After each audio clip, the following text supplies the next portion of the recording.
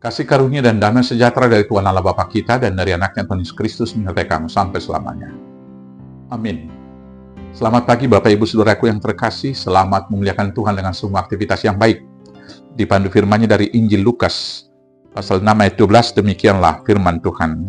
Pada waktu itu pergilah Yesus ke bukit untuk berdoa, dan semalam-malaman ia berdoa kepada Allah. Demikianlah firman Tuhan. Bapak Ibu Saudaraku yang terkasih dalam Yesus Kristus, dalam khotbah beberapa minggu yang lalu telah dikatakan doa adalah napas hidup orang beriman. Dan dengan doa itu kemudian cinta kasih dengan Tuhan dibangun dengan intens. Dan dengan doa yang intensif dengan Tuhan, iman kemudian bertumbuh dan cinta kasih kemudian semakin berkembang. Saudaraku yang terkasih, dengan doa juga kita mendapat petunjuk yang baik dari Tuhan untuk menentukan pikiran dan melakukan tindakan yang baik di dalam kehidupan. Maka berdoa itu adalah kewajiban bagi kita di dalam kehidupan keseharian.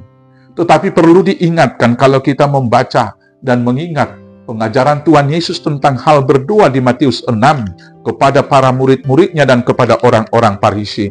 Yang pertama sekali harus diingatkan bahwa berdoa itu bukanlah pameran kesalehan rohani, bukan festival rohani. Karena itu dikatakan di Matius 6 ayat 5 itu, jangan berdoa seperti orang munafik yang berdiri di jalan raya dan kemudian di rumah-rumah ibadah dengan tujuan supaya dilihat orang. Tapi kalau berdoa masuk ke kamar dan berdoa dari tempat yang tersembunyi kepada Allah yang tersembunyi, maka Allah akan menjawab. Apa yang mau dikatakan Bapak Ibu Saudaraku yang terkasih, doa itu adalah hubungan personal kita dan hubungan komunal kita dengan Tuhan.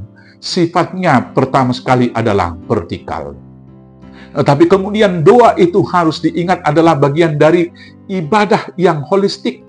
Setelah kita menaikkan harapan dalam doa-doa kita, maka kemudian itu harus diwujudkan dalam hubungan dengan sesama, dalam pergaulan keseharian kita.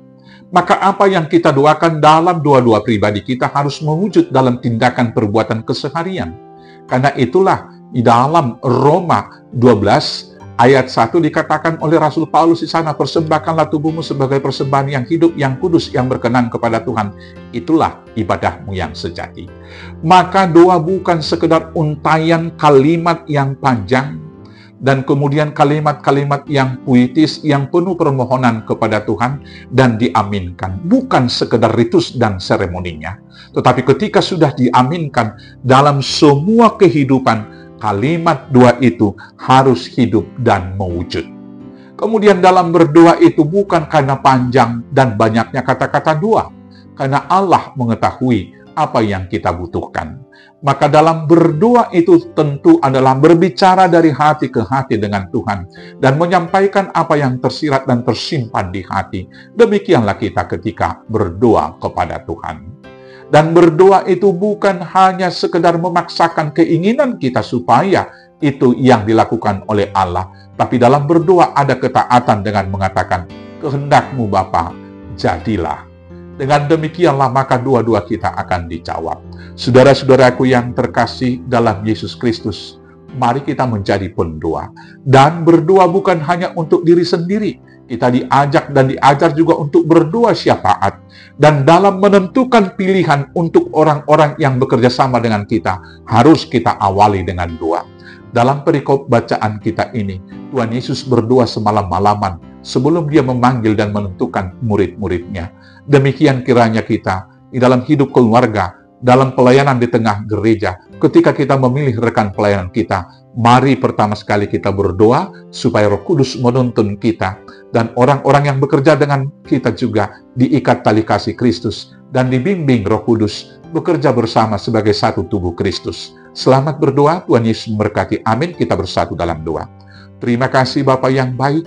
Dialah Tuhan yang senantiasa menuntun memimpin kami agar seluruh totalitas hidup kami menjadi ibadah yang berkenan kepada Tuhan. Di dalam nama Yesus Kristus Tuhan Juru Selamat kami yang hidup. Amin. Selamat beraktivitas. Tuhan Yesus memberkati. Horas, horas, horas.